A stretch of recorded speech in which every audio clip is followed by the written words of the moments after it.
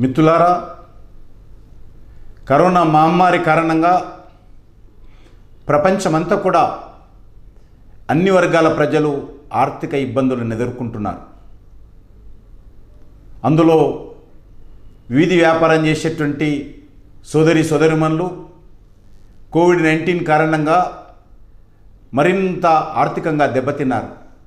ఈ నేపథ్యంలోనే వీధి వ్యాపారస్తులు తమ వ్యాపారాలను పునఃప్రారంభించి వాళ్ళలో ఆత్మస్థైర్యాన్ని పొందేందుకు నరేంద్ర మోడీ గారి నాయకత్వంలో కేంద్ర ప్రభుత్వం జూన్ 1వ తేదీన ప్రధానమంత్రి వీధి వ్యాపారస్తుల ఆత్మనిర్భర నిధి PM స్వయం నిధి పథకాన్ని ప్రారంభించిన విషయం మనకందరికీ తెలుసు.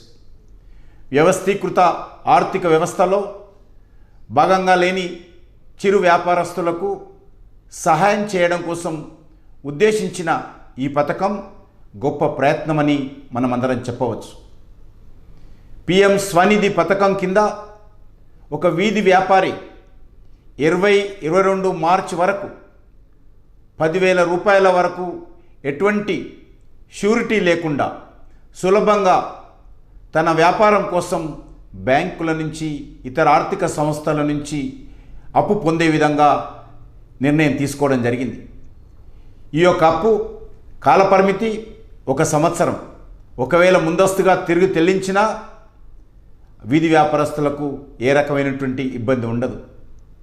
ఈ అప్పును సకాలంలో తిరిగి చెల్లిస్తే 7% వడ్డీ లభిస్తుంది, వడ్డీ రాయితీ లభిస్తుంది. ఇది నేరుగా లబ్ధిదారుడి ఆధార్ అనుసంధాన్ బ్యాంకు ద్వారా వడ్డీ వ్యాపారస్తుని ఖాతాలో జమ అవుతుంది.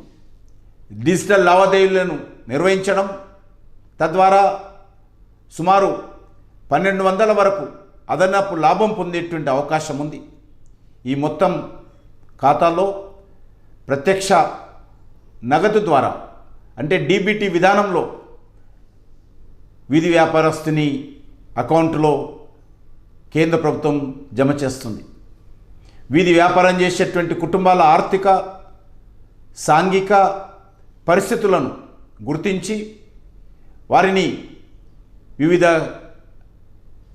కేంద్ర రాష్ట్ర పథకాల పరిధిలోకి తీసుకురావడం, వారికి తగిన సహాయం అందించడం, వారి జీవితాలలో సానుకూలమైనటువంటి మార్పులు తీసుకురావాలని నరేంద్ర మోడీ గారి ప్రభుత్వం భావిస్తూ ఉంది.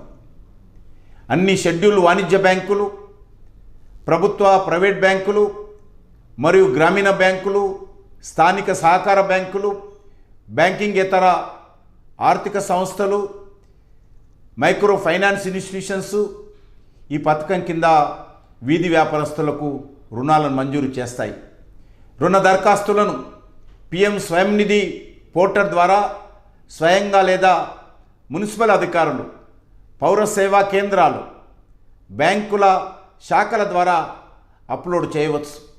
ఇంకా PM స్వనిధి మొబైల్ యాప్ ద్వారా బ్యాంకింగ్ ప్రతినిధులు, ఏజెంట్లు వీధి వ్యాపారస్తుల ఇంటికి వచ్చి రుణం కోసం దరఖాస్తులను తీసుకొని వాళ్ళే అప్లోడ్ చేస్తారు. మున్సిపాలిటీలో వీధి వ్యాపారస్తులను గుర్తించడం కోసం అర్బన్ లోకల్ బాడీస్ నేతృత్వంలో గతంలో చేసిన సర్వే పరిధిలోకి రాని వీధి వ్యాపారస్తులు కూడా మరి మున్సిపాలిటీల నుంచి సిఫార్సు లేఖలను తీసుకొని కొత్తగా కూడా ఈ రుణం కోసం దరఖాస్తు చేసుకోవచ్చు. రుణాలు ఇవ్వడం ప్రారంభించిన కేవలం 9 వారాల లోపే సుమారు 10 లక్షలకు పైగా దరఖాస్తులు ఈరోజు బ్యాంకులకు అందాయి. 3 లక్షల దరఖాస్తులు ఆమోదం పొందాయి. ఇప్పటికే 1,00,000 మందికి పైగా లబ్ధి పొందారు. ఈ పథకం ద్వారా పూర్తి ప్రయోజనాన్ని పొందాలని వీధి వ్యాపారస్తులను నేను ఈ సందర్భంగా కోరుతా ఉన్నాను.